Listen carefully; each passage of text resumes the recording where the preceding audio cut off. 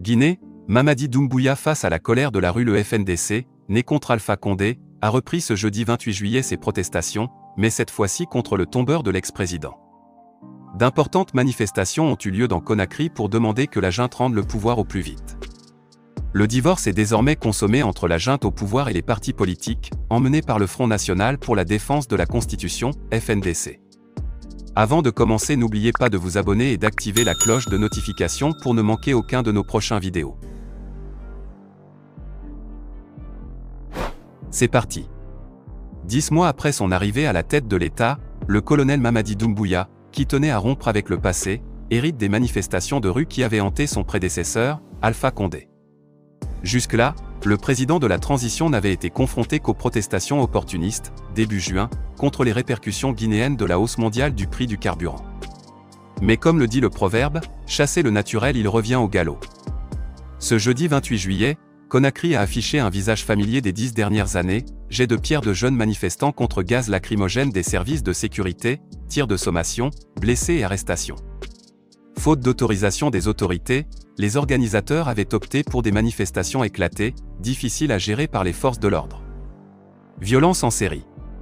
Si des pneus ont été brûlés, des poubelles déversées sur la chaussée et la circulation momentanément interrompue par endroits sur l'autoroute Fidel Castro, fief de l'ancien parti au pouvoir, c'est dans les quartiers de la commune de Ratoma, acquis à l'ancienne opposition, que les accrochages ont été houleux.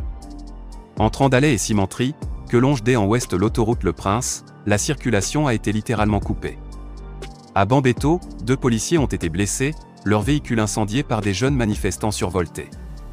Aucun bilan officiel n'est encore disponible, selon le porte-parole du gouvernement, Ousmane Gawal Diallo. Le FNDC déplore, quant à lui, un mort par balle, plusieurs blessés par balle et de nombreuses arrestations.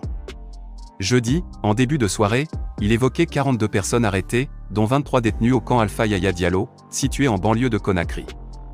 Oumar Silla, alias Fonike Mangué, coordinateur du FNDC, se réjouit que l'appel à manifester ait été entendu par le vaillant peuple de Guinée. On a voulu marcher pacifiquement pour demander le retour rapide à l'ordre constitutionnel. Tout porte à croire que le colonel Doumbouya veut confisquer le pouvoir, répéter les erreurs de Moussa Dadi Camara et d'Alpha Condé. Il est en train d'aller à l'encontre de ses engagements de départ. Bataille judiciaire. Alors que les manifestations avaient été interdites par les autorités, la bataille de rue se poursuit devant les tribunaux. Dans la soirée, le parquet général près la cour d'appel de Conakry a instruit les 3 tribunaux de première instance de la capitale à diligenter sans délai des poursuites judiciaires contre les organisateurs de la manifestation interdite en saisissant les unités de police judiciaire de leur ressort pour des faits présumés de manifestations illicites, de destruction d'édifices publics et de biens privés, de provocation à un attroupement, de coups et blessures volontaires, d'association de malfaiteurs, d'entrave à la liberté de circulation et de complicité, précise la même source. Cela n'a pas l'air de dissuader Fonike Mangué, plusieurs fois incarcéré sous Alpha Condé. Nous savions déjà qu'ils veulent nous bâillonner par tous les moyens, y compris judiciaires. Ils peuvent nous arrêter, comme le faisait Alpha Condé, mais ils ne pourront pas vaincre la détermination des Guinéens pour un retour à l'ordre constitutionnel. Des milliers d'autres Fonike Mangué continueront la lutte, assure-t-il, annonçant un nouvel appel à manifester pour le 4 août prochain. Confusion dans les médiations, signe d'un compromis à venir?